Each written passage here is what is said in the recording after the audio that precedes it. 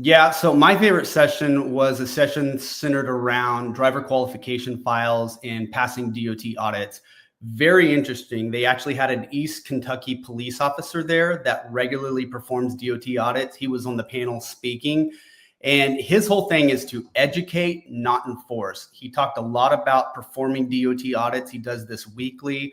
And he says, when he requests that driver qualification file, he expects to see what is required by DOT, by the FMCSA in that driver qualification file. So a lot of companies out there, there's like those 8 documents that's required to be in your file.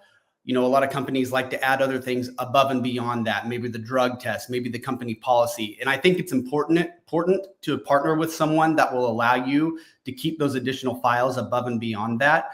But what he was saying is when I do a DOT audit, I expect to see these files and I expect to see them updated and in compliance.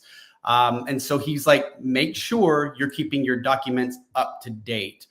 There are several renewable documents in a file. The driver's license is renewable. The med card's renewable. You've got to run that annual MVR, right? So he also talked about someone asked the question, hey, if I have a driver who's been working with me since 2001. And when we hired them, the DQ files were paper.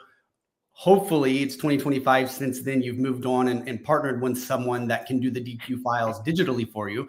But, what do we do? What if we miss something? And, in the first 30 days of 2001, when we hired them, is that an infraction? What's going to happen there?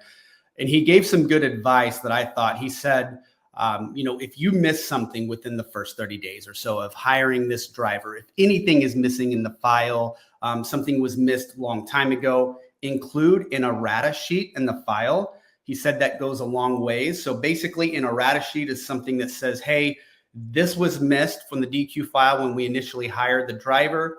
Here is what we've done to resolve that. Here's what we've done to make it right.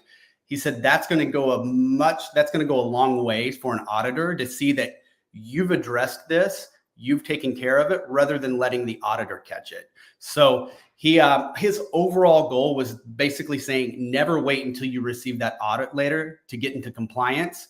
That never goes well for anyone, any company. You want to maintain compliance now so that you're always prepared for an audit tomorrow.